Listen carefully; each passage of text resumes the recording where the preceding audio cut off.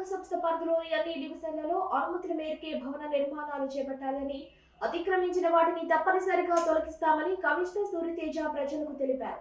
రాష్ట్ర ప్రభుత్వం నిర్దేశించిన ప్రజా సమస్యల పరిష్కార వేదికను నెల్లూరు నగరపాలక సంస్థ కార్యాలయంలోని కమాండ్ కంట్రోల్ విభాగం సమావేశ మందిరంలో సోమవారం నిర్వహించారు. కమిషనర్ సూర్యతేజ పాల్గొని అర్జీదారుల నుంచి వినతి పత్రాలను స్వీకరించారు. నెల్లూరు నగరపాలక సంస్థ పరిధిలోని అన్ని డివిజన్లలో అనుమతుల మేరకే భవన నిర్మాణాలు చేపట్టాలని, అతిక్రమించిన వాటిని తప్పనిసరిగా తొలగిస్తామని కమిషనర్ సూర్యతేజ ప్రజలకు తెలిపారు. రాష్ట్ర ప్రభుత్వం నిర్దేశించిన ప్రజా సమస్యల పరిష్కార వేదికను నెల్లూరు నగరపాలక సంస్థ కార్యాలయంలోని కమాండ్ కంట్రోల్ విభాగం సమావేశ మందిరంలో సోమవారం నిర్వహించారు. కమిషనర్ సూర్యతేజ పాల్గొని అర్జీదారుల నుంచి వినతి పత్రాలను స్వీకరించారు.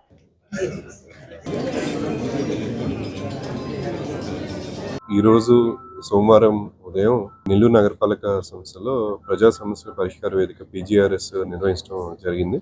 ఈ రోజు ఇప్పటి వరకు 26 గ్రీవెన్సెస్ వినతులు స్వీకరించడం జరిగింది. దాంట్లో ముఖ్యంగా హౌసింగ్కి సంబంధించి 11, అలానే టౌన్ ప్లానింగ్కి సంబంధించి 6, engineering 4, public health 2, police 1, revenue 1 ఇలా రావటం జరిగింది.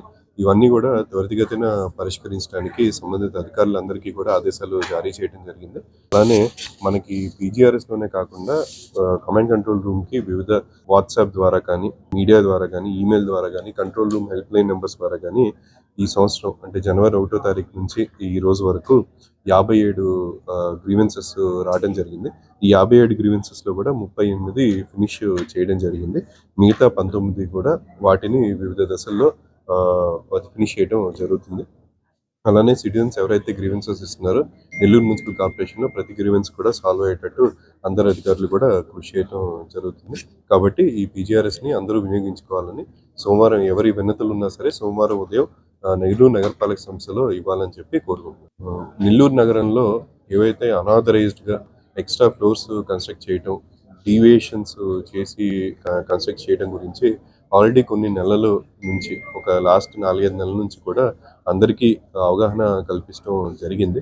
సో ఎవరైతే కన్స్ట్రక్షన్స్ ఇలా వైలేట్ చేసి చేస్తున్నారో, ఎక్స్ట్రా ఫ్లోర్స్ వేయటం కానీ బ్లేటెంట్ వైలేషన్స్ చేస్తున్నారో వాళ్ళని డ్యూ ప్రాసెస్లో అందరికీ కూడా నోటీసులు జారీ చేయడం జరిగింది. అలానే వాటి మీద ఎవరైతే ఇలా అనాథరైజ్ చేస్తున్నారో డిమాలిషన్స్ కూడా చేయడం జరుగుతుంది. ఆల్రెడీ కొన్ని బిల్డింగ్స్ మేము డిమాలిషన్ చేయడం జరిగింది. సో అలానే ఎవరైతే అందరికీ కూడా విజ్ఞప్తి, ఎవరు కూడా దయచేసి మిగతా ప్రజలకు ఇబ్బంది కలిగించద్దు. మీరు పార్కింగ్ ఫ్లోర్ పెట్టుకోకపోవడం వల్ల రోడ్డు మీద వెళ్ళే ప్రయాణికులకి వాళ్ళు వెహికల్స్ కానీ రోడ్డు మీద పెట్టుకుంటారు కాబట్టి పక్కన వాళ్ళందరికీ డిస్టర్బెన్స్ అవుతుంది. అలానే మీరు అన్ని సెట్ బ్యాక్స్ అన్ని వదలకపోవడం వల్ల బయట రోడ్డుకి ఇబ్బంది, అలానే పక్కన ఉన్న వాళ్ళకి ఇబ్బంది. రేపు ఎలాని అగ్ని ప్రమాదాలు జరిగినా సరే, ఏమున్నా సరే అక్కడ ఉన్న మనిషి ప్రాణానికి కూడా ప్రమాదం ఏర్పడేంత సిచ్యువేషన్ ఇది ఉంటుంది. కాబట్టి ఖచ్చితంగా వీటి మీద చర్యలు ఉంటాయి. అలానే వివిధ డిపార్ట్మెంట్స్ ఏవైతే ఎలక్ట్రిసిటీ డిపార్ట్మెంట్ ఉంటుంది, మెడికల్ డిపార్ట్మెంట్ ఉంటుంది, అలానే వివిధ డిపార్ట్మెంట్స్ ఏవైతే పర్మిషన్స్ ఇస్తూ ఉన్నాయో OC లేకుండా ఖచ్చితంగా పర్మిషన్స్ ఇవ్వకూడదు. ఆక్యుపెన్సీ సర్టిఫికేట్ వచ్చిన తర్వాత మాత్రం ఆ బిల్డింగ్ని వినియోగంలోకి తీసుకురావాలి. ఖచ్చితంగా ఇలాంటి బ్లేటెంట్ వైలేషన్స్ ఏవి కూడా ఎట్టి పరిస్థితుల్లో సహించే ప్రసక్తి లేదు.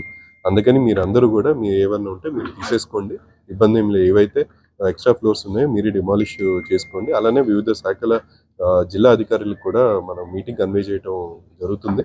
వాళ్ళకి కూడా ఆల్రెడీ ఓరల్ కన్వే చేయడం జరిగింది. మీటింగ్లో కూడా రిటర్న్గా ఇవ్వడం జరిగింది. ఆ జిల్లా అధికారులు కూడా ఎవరైతే ఆక్యుపెన్సీ సర్టిఫికేట్ లేదో వాళ్ళకి వివిధ సేవలు ఇవ్వటం అనేది నిషిద్ధం మున్సిపల్ చట్టం ప్రకారం. సో దాన్ని బట్టి వాళ్ళకు కూడా ఇన్స్ట్రక్షన్స్ ఇవ్వటం జరిగింది.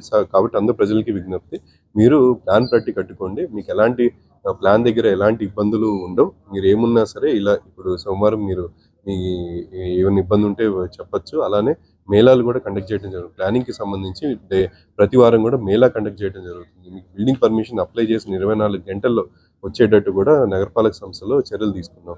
ఇప్పుడు మాకు వచ్చిన పర్మిషన్స్ అన్నీ కూడా మేము అన్ని పర్మిషన్స్ 24 గంటలు ఇచ్చేస్తున్నాం. సో మీరు కరెక్ట్గా బిల్డింగ్ ప్లాన్ పర్మిషన్ పెట్టుకొని దానికి తగ్గట్టు కట్టుకుంటే ఎలాంటి ఇబ్బంది లేకుండా మీకు ఏ కార్యాలయాల చుట్టూ తిరగాల్సిన అవసరం లేకుండా మీరు పని చేయొచ్చు. కానీ ఎవరు చెప్పిన మాటలు నమ్మకండి. ఎవరైనా మీ దగ్గరికి వచ్చి ఖచ్చితంగా మేము ఇష్టం వచ్చినట్టు కట్టుకోవచ్చు, తర్వాత ఏం కాదు అని చెప్తే దయచేసి నమ్మకండి. మీరు మీ బిల్డింగ్‌కే ఇబ్బంది ఇదవుతుంది కాబట్టి మీరు ఏవైతే నిబంధనలు ఉన్నాయో ఆ నిబంధనలను బట్టి బిల్డింగ్స్ కట్టుకోండి. ప్లాన్ అప్రూవల్స్ మాత్రం 24 గంటల్లో ఇక్కడ ఇచ్చేయటం జరుగుతుంది. ఖచ్చితంగా ఏవైతే అనాథరైజ్డ్ ఉన్నాయో వాటి మీద చర్యలు తీసుకోవడం జరుగుతుంది. అవి ప్రతి వార్డులో కూడా ఏవైతే మనకి కన్స్ట్రక్షన్స్ యూనిట్లీ జరుగుతున్నాయో, రీసెంట్‌గా జరిగి ఉన్నాయో అవన్నీ అవి కూడా నోటీసులు జారీ చేయటం జరిగింది. సో వాటిని ఒక 33 వరకు మేజర్ నోటీసులు జారీ చేయటం జరిగింది. ఖచ్చితంగా అక్కడ ఏవైతే ఉన్నాయో అంటే డ్యూ ప్రాసెస్‌లో వాళ్ళకి టైం ఇచ్చాం, వాళ్ళ ఎక్స్‌ప్లనేషన్ తీసుకున్నాం, వాళ్ళకి విజ్ఞప్తి కూడా చేస్తున్నాం. మీ ఎక్స్ట్రా ఫ్లోర్ ఏదైతే ఉందో వాళ్ళు తీసేసుకోవచ్చు. అలా వైలేషన్స్ ఏమన్నా వాళ్ళు కరెక్ట్ కూడా చేసుకోవచ్చు.